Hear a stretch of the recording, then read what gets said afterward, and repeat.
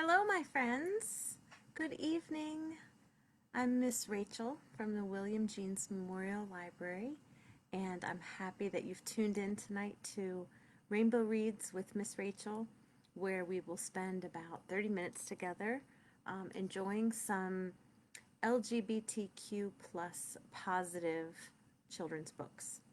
I have more books tonight than I will have time to read. Because I had a really hard time choosing. So I will have to choose in the moment and save some of the other ones for next month. The first one I would like to share with you tonight is called Ho'onani, Hula Warrior. I'm sorry about that glare. And this is a newer one compared to some of the other ones that I've read in previous months. This is by Heather Gale with illustrations by Mika Song. And I especially like this one because it features a character of color. A lot of the great LGBTQ plus positive children's books are still pretty white. So I really appreciate this one. It has a person of color, more than just one, and a setting that is outside of mainland United States. I'm going to read this with permission of the publisher, Penguin. Ho'onani, Hula Warrior.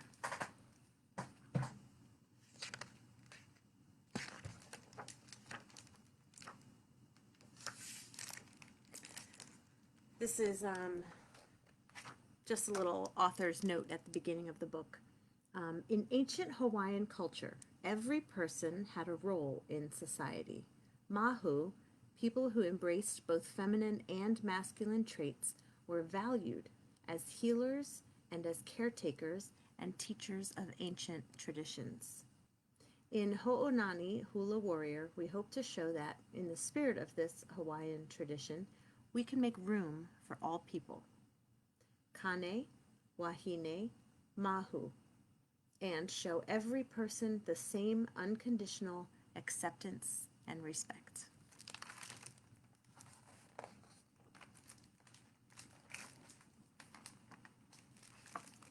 Make sure I can fit the whole book on a page there for you. Ho'onani Kamai did not see herself as a wahine, girl, or think she was a kane, boy. She preferred just Ho'onani. She is who she is, her mother said. She does what she wants, her father said. But her sister Kana wished Ho'onani did not sing songs so loud or play ukulele faster and better than every kane at school. Now remember, kane means boy.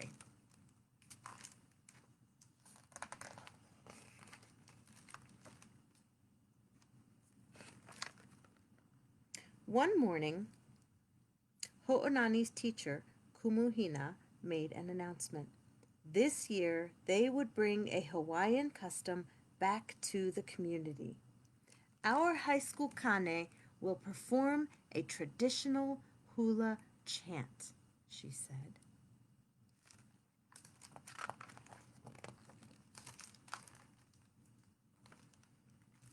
Closing her eyes, Ho'onani could almost smell smoke from the driftwood fire, hear feet stomp, stomp, stomping, see fingers tap, tap, tapping, and palms pitter, pat, patting. She sighed. If only she were kane and old enough for high school. Then Ho'onani heard auditions.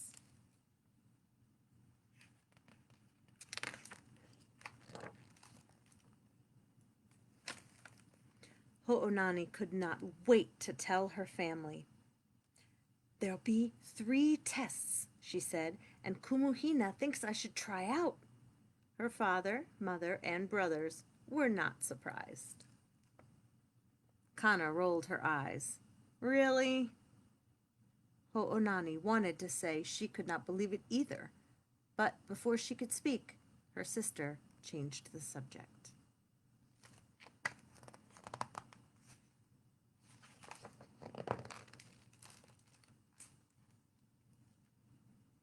The next day, Ho'onani jogged to the gym. She peered inside. Strolling down the line, Kumuhina inspected each kane's stance. On her command, their arms rose, bending at the elbows. When Kumuhina pushed down hard to measure warrior strength, Ho'onani's breath quickened. She should be with them, her mind made up. She strode inside.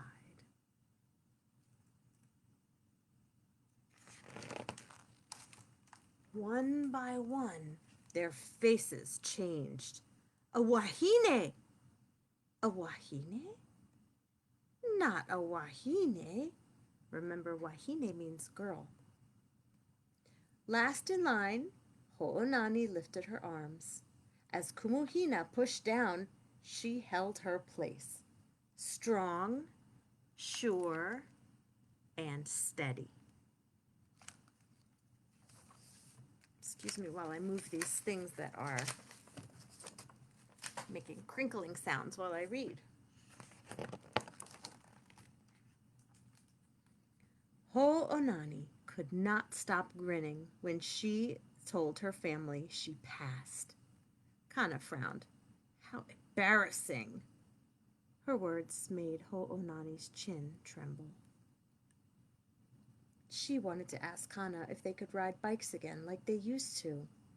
But before she could speak, her sister had turned away.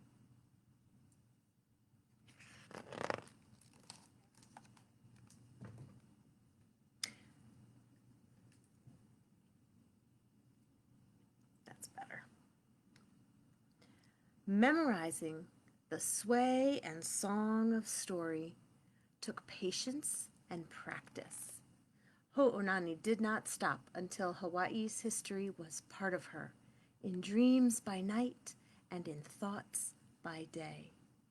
Hands dragging across her face, arms reaching for the sky. As Ho'onani called the sun, the moon, the stars, she held her place, strong, sure, and steady. Finally, it was time to choose a leader. Ho'onani's stomach twisted in nervous knots. One kane, another, and then another stepped forward. Ho'onani studied them.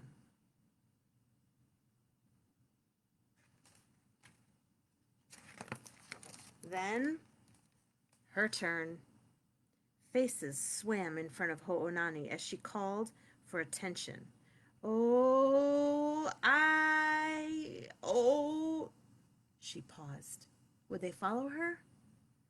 No time to think. Words pushed against her lips, and the chant tumbled out. Ai ka mumu keke, sweeping her warriors into a tidal wave of voices until Ho'onani called the end.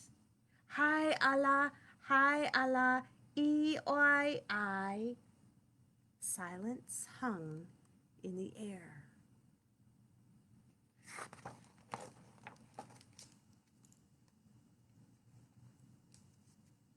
When Ho'onani saw complete awe and true acceptance, she held her place.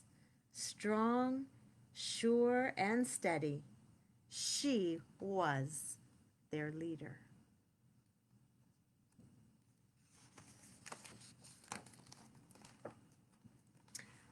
Later, Kumuhina beckoned her over. Her teacher spoke with respect and honesty. She said some might not appreciate a wahine leading their songs up on stage. Their sons up on stage. They might create a fuss. Ho'onani knew she could not quit now. She had earned this position. She thought of her sister and looked up at Kumuhina. If someone wants to leave, she said, that is their problem.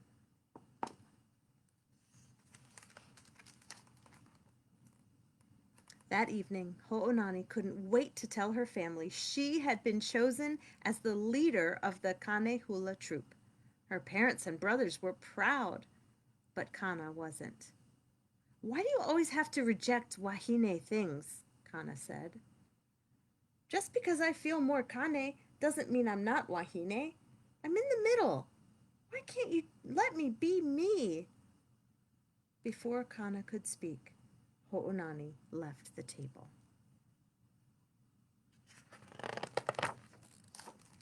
At last, the day of the show arrived. People lined up, tickets in hand. Chatter overflowed the hall. Lights dimmed. Ho'onani wanted to feel strong, sure, and steady, but she was nervous. What if she wasn't Kane enough? If people protested, what would she do?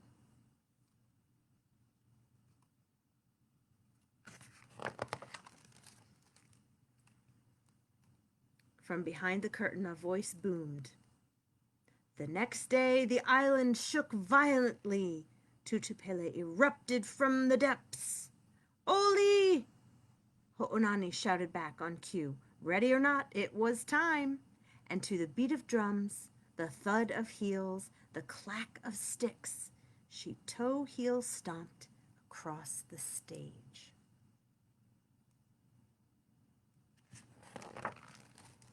Ho'onani faced the crowd. Her skin prickled. She felt their curiosity stir the darkness, but she held her place, strong, sure, and steady.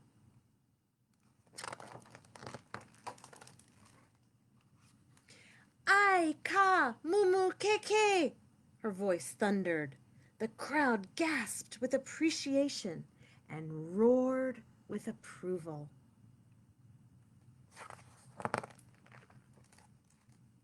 One person stood. Ho'onani caught her breath. "Kana?"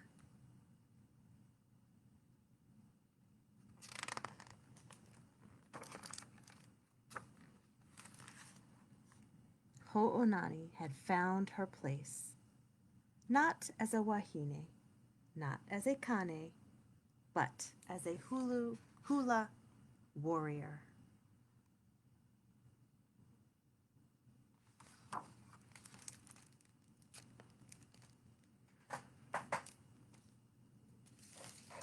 Sometimes people don't feel 100% like a girl or 100% like a boy, just like Ho'onani did not feel 100% wahine or 100% Kane. She just felt like Ho'onani, just like themselves. And she did what she felt strong enough to do, what she was talented to do, which was the hula dancing and the performance, and she did it. And she showed people that she could do it, and she earned their approval and respect. Sometimes people won't approve or respect of people that are different, but it's worth it to try, and it's always worth it to support people when they are doing that. This is another story about a dancer, but it's a different kind of a dance, and it's not a person, it's a bear. Glad Bear. This is by Kimberly Gee, and I'm going to read this one with permission from Beach Lane Books, the publisher. What makes you glad?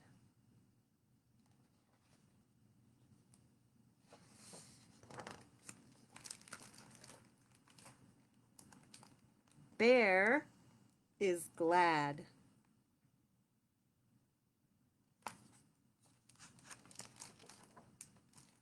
He has new leggings and new slippers. And a new tutu. Today is dance day, and that makes him very, very glad.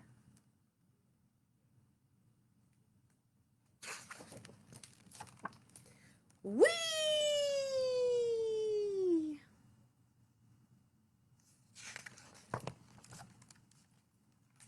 Then Bear is not so sure.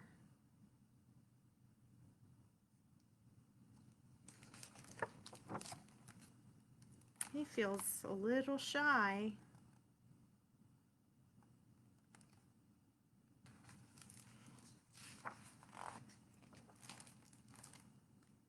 And a little afraid.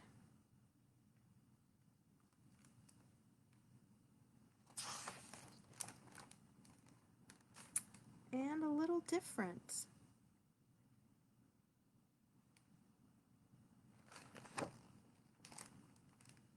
But when the music starts, Bear begins to feel light.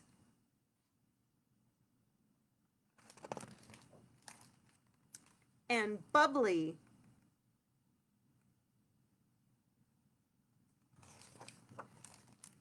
And twirly.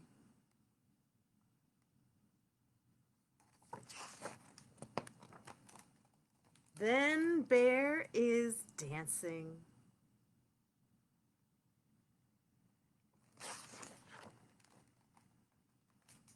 When the music stops, Bear takes off his slippers and his tutu. The teacher says, "Thank you for coming."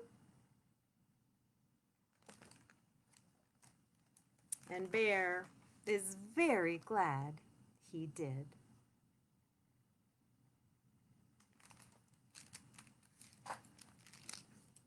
It's another dancer, a little bit younger than Ho'onani, but also a dancer who is doing something that at first makes him feel a little bit nervous, because sometimes people think that certain things are for girls or certain things are for boys.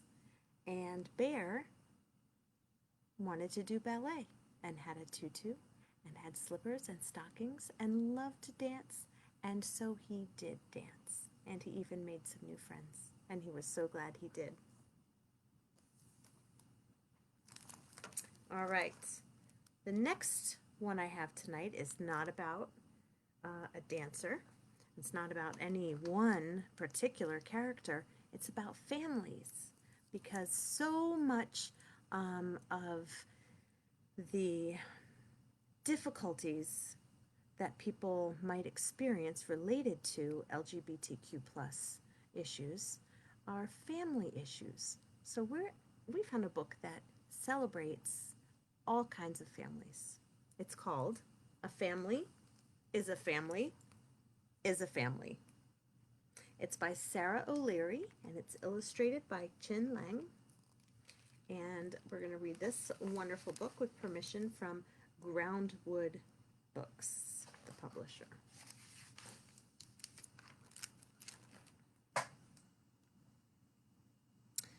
We were talking about families at school. The teacher asked us what we thought made our family special. I went last because I wasn't sure what to say. My family is not like everybody else.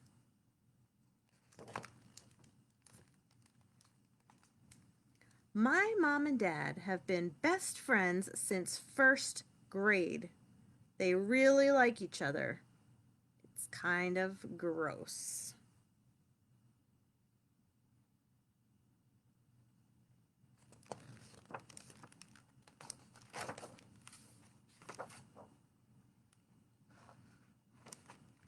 I probably didn't give you enough time with the pictures, but I wanted to show you that the person in the beginning who wants to go last is this little friend back here. And this page is talking about this student's family. And all of the pictures are showing her mom and her dad. And now there's another friend speaking. There are lots of kids in our family. Mom and Dad just keep coming home with more. See all the different kids in this family?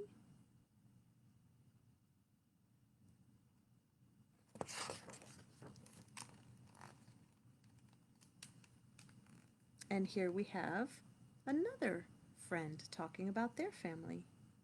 Both my moms are terrible singers, and they both like to sing really loud.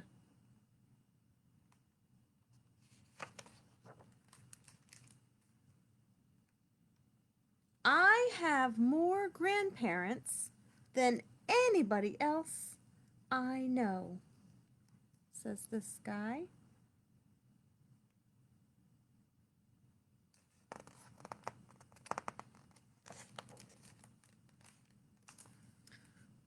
Now, this friend says, we have a new baby in our house. I think my mom ordered him online. What do you think? Could you get a baby sibling online? I don't think so. But maybe this friend just isn't quite sure how they got a new baby in their family. There's lots of ways to get a new baby in your family. Now this student says, we all look alike in my family. We just kind of go together.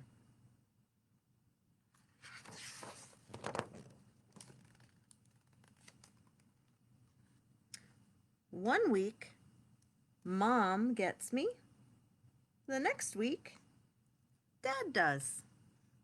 Fair's fair.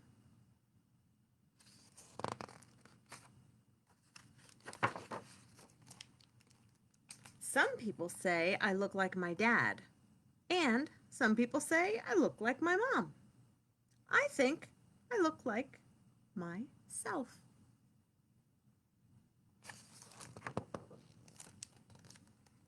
My mom says that before I was born, I grew in her heart.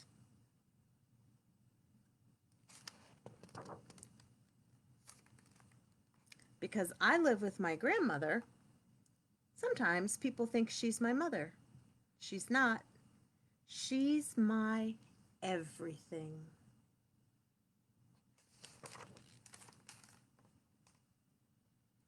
Some of the kids were dads when he met Mom. Some were moms when she met Dad. Now we all belong to each other.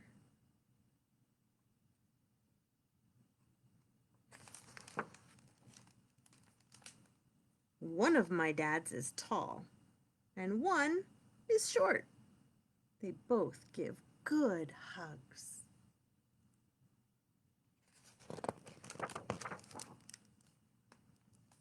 I listened to everybody else, and then I remembered the time someone saw us all together at the park. She asked my foster mother to point out her real children. Oh, I don't want to have any imaginary children, Mom said. All my children are real.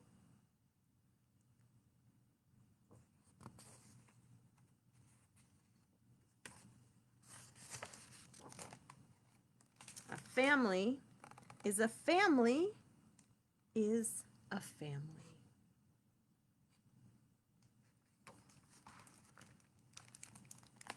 And even some pets could be part of your family. I love that book because it shows that there is no typical family. Some families look all alike, like one of the families in the book. Some don't. Some have people of all different colors and backgrounds. Some families have lots of people in them. Some have only a few. Some have two moms. Some have two dads. Some have only one or the other. Some have a mom and a dad. Some have grandparents. Some are foster parents. Some families are formed by adoption. Some families are formed by marriage with kids from other relationships. And all of the families are legitimate, wonderful, beautiful ways of becoming a family. A family is a family is a family. Our last book is about a family, Harriet and her dads. And I like this book for the story that it tells about Harriet. It's called Harriet Gets Carried Away. It's by Jessie Sima. And if you know Not Quite Narwhal, the creator of that is Jesse Sema also. Um, what I like about this book is that the point of the book is not to say, look at this character, this person is gay, or look at this family, their parents are gay, or look at this child is transgender. The point of the book is not um, the identity of any of the characters. It's just a great story who has a child whose parents happen to be gay, and it's important for books like this to be included on every child's bookshelf so that families with two parents who are men or two parents who are women are not seen as other. They're just another kind of a family. A family is a family is a family. So having books that are just stories about kids having adventures that happen to have diverse characters are really important in terms of bringing people together and not making certain people feel like they are other. So this is a good example of books like that, which we should all have and enjoy lots of. Harriet gets carried away.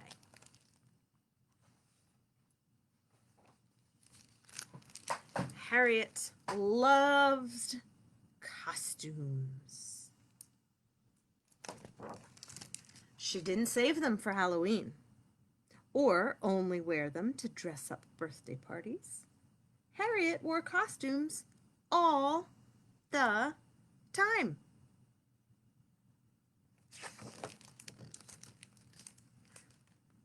On the morning of her own dress-up birthday party, Harriet was a busy bee. We still need to pick up some snacks from the grocery store, her dad said. And lots of party hats, Harriet added. Her dads shared a look. Okay, they said, but don't get carried away. Harriet was sure she could manage that. She changed into her extra special errand running costume, straightened her bow tie, waddled down the street, through the subway, and into the store. Her dads seemed to have the deli counter covered, so Harriet set out on a quest for the perfect party hats. But instead, she found something else.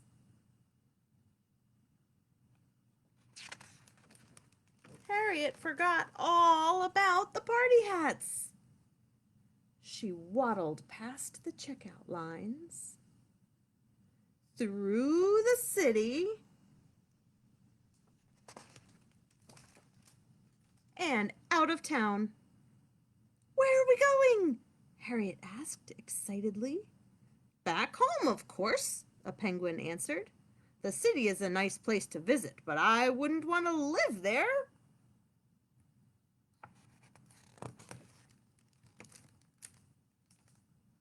As the balloons floated farther from the city, Harriet's thoughts floated back to her birthday party. Excuse me, said Harriet. I don't think I belong here. That's okay, the penguins replied. Everyone feels like they don't fit in sometimes. Maybe you should lose the bow tie.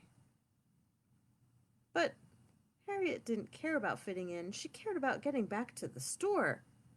So she straightened her bow tie and hatched a plan. And another. Things were not going smoothly.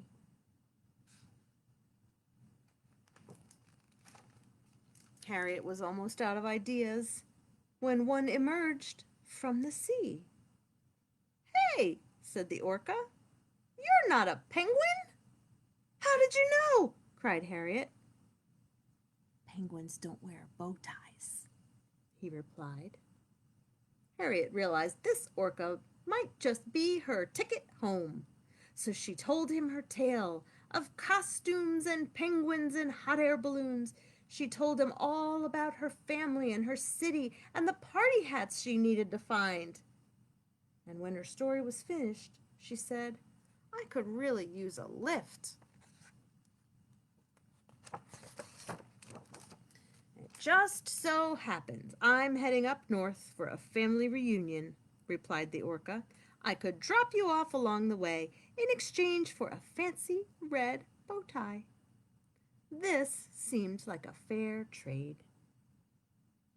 As the orca swam, Harriet daydreamed.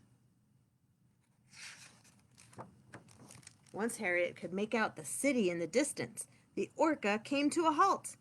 "This is as far as I can go," he said. So Harriet called in a favor for some friends she knew from the park. "We'll take it from here," they said.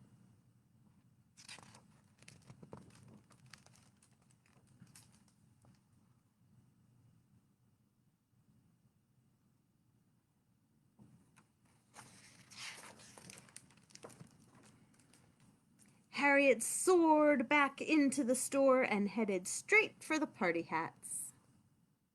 It didn't take long to pick out the perfect ones.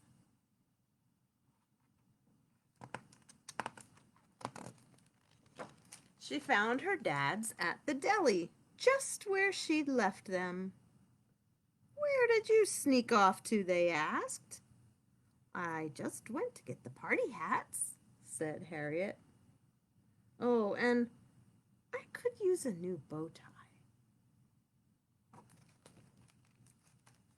Remember where her bow tie went? With hats in hand, Harriet waddled back through the subway, up the street, and into her room. She put on her birthday party costume, straightened her party hat, and headed up to the roof. The party was a great success, and no one got carried away.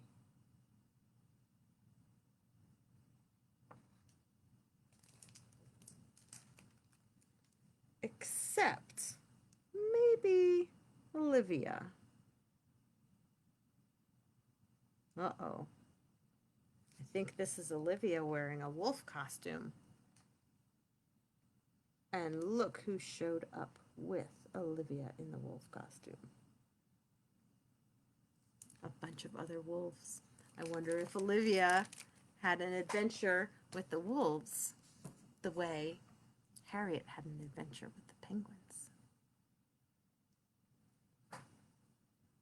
Thank you so much for joining me tonight, my friends, for a variety of different books that feature LGBTQ plus characters or families. And I hope you will join us next week. I really appreciate spending this time with you, reading this very special kind of book that I hope in your lifetime will not be a special kind of book. It will just be a book, and we won't feel the need to have rainbow reads, because it will be so much a part of our everyday life for all people to be featured in children's literature. Thank you. Have a great night, and I will see you next time.